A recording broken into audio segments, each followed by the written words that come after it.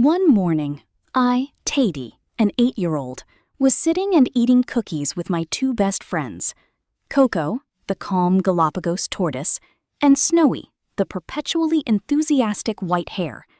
Taidy, the weather's so nice today. Snowy, these are the best cookies in the world. Coco, eating them slowly is delicious too. Everything seemed like an ordinary day, until something unexpected was about to happen.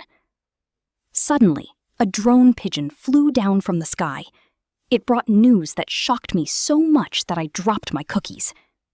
Drone pigeon, breaking news, breaking news! Taidy, what happened? The entire city of Instant Speed has disappeared. Instant Speed, the most famous city in the world, has vanished without a trace. No one knows what happened, and no one can explain it. Instant Speed was a place where people were fascinated by speed. Food in 3 seconds, books in 5 seconds, and a school where you could finish in 7 minutes. But now, the entire city has vanished without a trace. Taidy, there must be something mysterious going on. Coco nodded slowly, taking almost a minute to do so. Snowy laughed. This kind of thing requires rabbit speed. Coco, and also patience. So, Coco, Snowy, and I decided to embark on a journey. Little did we know that this mystery would change our understanding of life forever. During our journey, we arrived at a road unlike any other. A large sign stood by the side, which read, "Whoever walks the fastest will reach the destination first." Taidy, this road looks strange. Snowy, the sign says whoever is fastest will arrive first. Coco, sometimes signs don't tell the whole truth. Many people rushed forward as fast as they could. No one stopped to read. No one stopped to think. Everyone simply believed they had to go faster. Snowy sprinted off quickly. Snowy, I'll get there before everyone. Taidy, Snowy, slow down. Too late. He was running faster than everyone else. But something strange happened. The faster everyone ran, the longer the road seemed to stretch on. Soon, Snowy disappeared from sight. Coco, meanwhile, continued to walk slowly and calmly, as if she weren't competing with anyone at all. Soon, Snowy was back at the starting point. He was out of breath, but hadn't gotten very far. Snowy, why am I back where I started again? Meanwhile, Coco slowly moved forward. Coco, speed without direction is just exhaustion. As soon as everyone stopped running and started walking consciously, the entire road miraculously shortened. I looked towards the destination, which was getting closer and closer, and began to wonder, could the Instant City be hiding some secret? The Instant City we're searching for might be hiding some truth about life that most people have forgotten. After navigating through the bustling streets, we arrived at a strange market. It didn't sell fruit or toys. Taidy, what does this market sell? Instead, it sold ready-made success. Snowy, wow, they sell success too. There were ready-made degrees, ready-made muscles, ready-made fame, and even ready-made intelligence. One vendor shouted, "Buy today, be successful instantly, no training required." A large number of people lined up excitedly to buy. It was as if all dreams could be bought for just a few dollars. The further I walked into the market, the more strange things I saw. A man with huge muscles couldn't even lift a small box. Snowy, wow, he has huge muscles. Taidy, but why can't he lift the box? Coco, because some things can be bought but not used. A woman held many degrees, but couldn't answer a simple question. And the most famous person, nobody wanted to listen to him. Everyone seemed to have everything, but their eyes were filled with worry. Before leaving the market, I turned back to look at the people one last time. They had things they had dreamed of, but they didn't feel proud of them. Taidy, why does everyone look so unhappy? Snowy, even though they got what they wanted. Coco, because things that aren't created by ourselves are never truly ours. It was then that I began to understand something. True value might not be in possessing something, but in the growth along the way to obtaining it. And I began to wonder more and more if the lost city of Waiton, Instantaneous City, was connected to these secrets. After traveling through the Silver Mist Valley, we finally found a floating castle perched atop a high cliff. This castle was stranger than we imagined. Its entire walls were made of thousands of clocks. Every hand spun unusually fast. Some clocks spun so fast they created sparks. Some emitted sounds like someone wailing. It was as if time here was constantly running away from something. The more I looked, the more I felt that this castle was hiding some kind of secret. Taidy, this place is so scary. I hugged my arms tightly. Snowy jumped up the stone steps. I think it's just a little strange. Coco looked around. The scariest things are often not what we see. As soon as we entered the throne room, we were met with an urgent request from the king. He sat upon his majestic throne, but his face looked strangely weary, like someone who had everything but had never truly rested. When I asked about the lost city, he asked coldly, "Why have you come here?" "We have come to search for the lost city," I replied. The king chuckled softly. "The city has not disappeared. It is the people who have disappeared." I frowned. "What do you mean?" His answer only complicated the mystery further. The city has not disappeared, but something in the hearts of the people is what is being lost. He rose slowly. Then the king led us to the highest balcony of the castle. Below lay a vast city. People walked past each other, but no one spoke. No one smiled. No one laughed. Taidy, why does everyone look so sad? Everyone stared silently at the light from the device in their hands. They have everything faster, the king said, but they have no time to live. This city seemed more prosperous than anywhere else, but it lacked something important. A cool breeze swept across my face, and for the first time, I began to feel that the search for the instant city might not be a search for a place, but perhaps a search for something people had forgotten. Beneath the floating castle, a spiral staircase leads deep underground. The air is so cold, I have to hug myself. As a massive iron door slowly opens, the scent of old paper greets us. Before us is a colossal library filled with tens of thousands of books. But the strangest thing is, every book is chained, as if protecting something incredibly important. Snowy, this place is unlike anywhere else. Taidy, it feels like no one has been here for a very long time. Coco, some secrets are hidden because people don't want to confront them. Why are the books bound? Snowy asked. Suddenly, a voice rang out from the corner of the room. Librarian, because the truth is more dangerous than a sword. Taidy, what truth? The old librarian slowly stepped forward. His long white hair trailed on the floor. His eyes were filled with sadness, like someone who had seen something the world wished not to remember. Without saying much, he led us deeper into the library, until we reached a secret room hidden at the very back. In the middle of the secret room, a black book lay on a stone pedestal. Its title was The Cost No One Wants to Pay. When opened, various images appeared. A child who wants to excel at music but refuses to practice.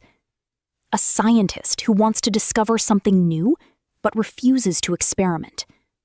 A gardener who wants fruit but refuses to water the plants. Taidy, everyone wants results.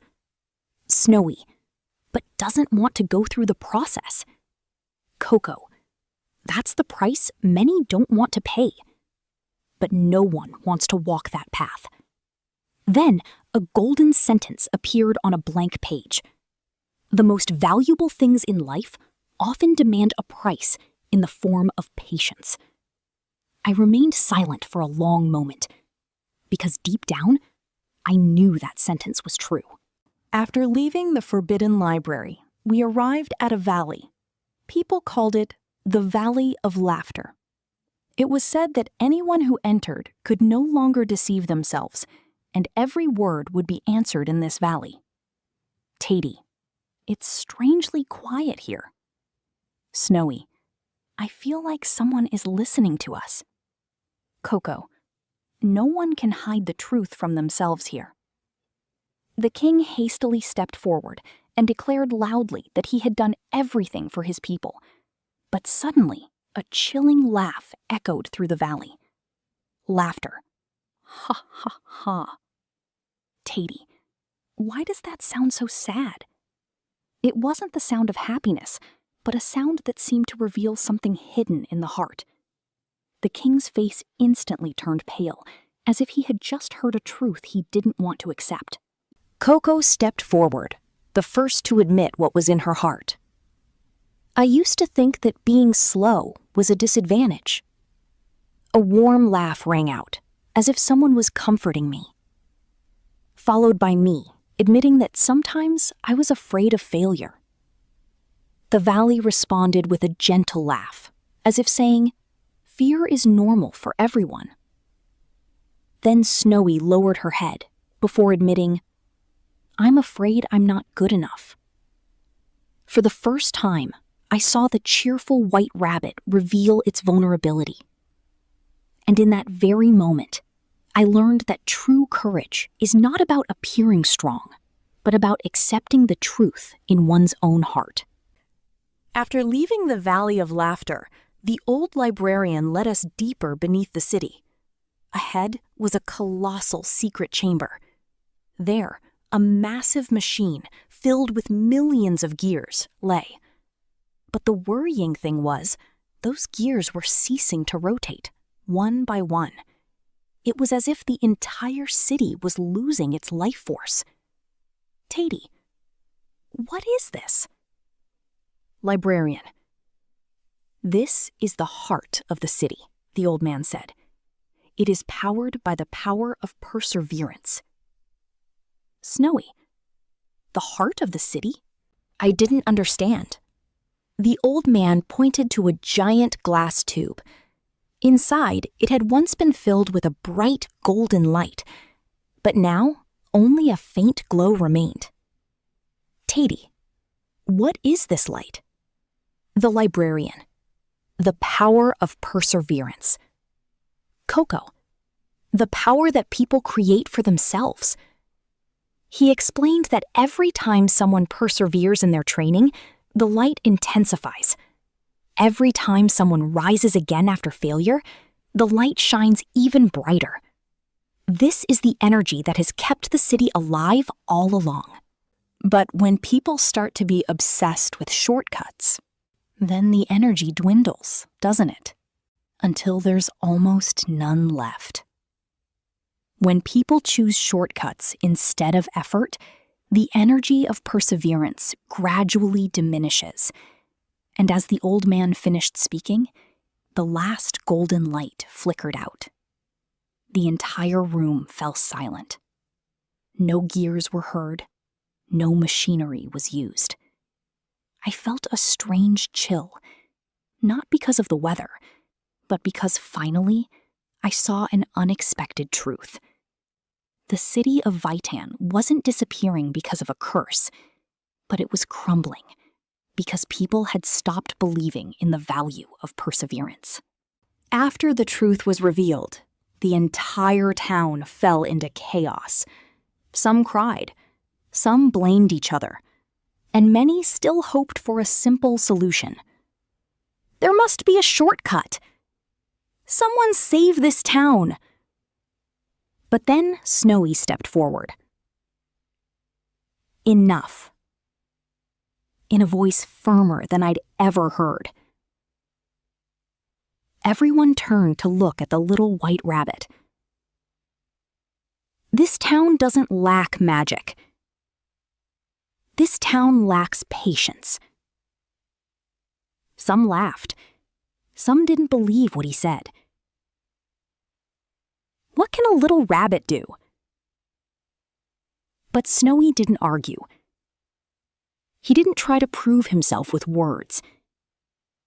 He chose to prove himself with actions. The next day, he began teaching children to read. He helped young people with apprenticeships. He invited the gardeners back to plant trees. And he invited the musicians back to practice. That night, I saw Snowy sitting alone. His eyes were red with exhaustion. But when the sun rose the next morning, he still rose to perform his duty. "Are you tired?" I asked. Snowy laughed. "Very much so." "Then why don't you stop?" He watched the town slowly recover. Because what needs to be done doesn't have to be easy. I watched the town gradually come back to life and kept his words in mind. Sometimes the most valuable things are not the easiest things to do, but what we continue to do, even when it's difficult. A month passed. The city of Vitan was slowly changing, little by little. The sound of hammers echoed back in the factories. Music brought smiles back to the streets. Children ran and played happily again. People began to take pride in what they had created with their own hands. The golden light of perseverance began to shine across the city once more. It was as if the heart of the city was beating strongly again. Taidy, the city has changed so much. People are believing in effort again. Snowy, and they're believing in themselves too.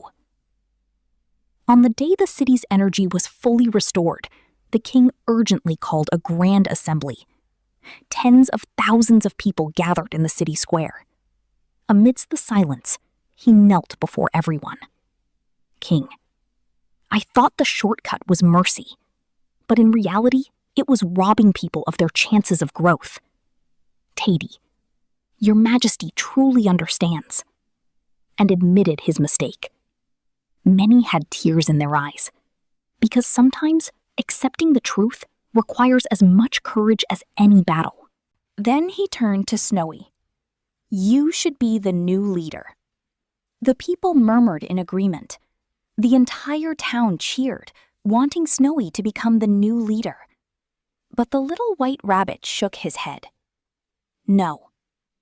Everyone was shocked. Why? Snowy smiled. Because this town doesn't need a hero. This town needs an ordinary person who doesn't give up. He didn't want a position. He didn't want fame, and he didn't want praise. He simply wanted everyone to believe that great change begins with small actions every day. The entire square fell silent, before applause erupted throughout the town. At that moment, I understood something. The greatest people are not those who reach the finish line fastest, but those who keep moving forward, even on days when no one sees them, and no one applauds them along the way. After many events, the city of Waitan was completely transformed. The people collectively renamed the city, Step by Step City. Taidy. The city looks so much brighter than before. Snowy. Because everyone is believing in effort again. Coco. And they are growing together. Children learned that skill comes from practice. Adults learned that success takes time.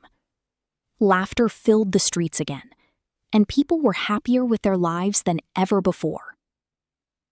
Before heading home, I sat looking at the city from a high hill with Coco and Snowy. One question kept swirling in my head. I asked Coco, Why do people always like to take shortcuts? Coco smiled calmly and explained. Many people think that happiness and comfort await at the destination. But the truth is, comfort is often found along the way, when we see ourselves gradually improving each day. Snowy leaped onto a rock. The morning sunlight shone on his white fur. The little rabbit, who once loved speed, had become the one who understood the value of effort the most. His last words echoed in my heart. No one is comfortable by shirking work, but everyone can be comfortable by not shirking perseverance. I looked up at the sky and knew that this adventure had given me an important answer to life.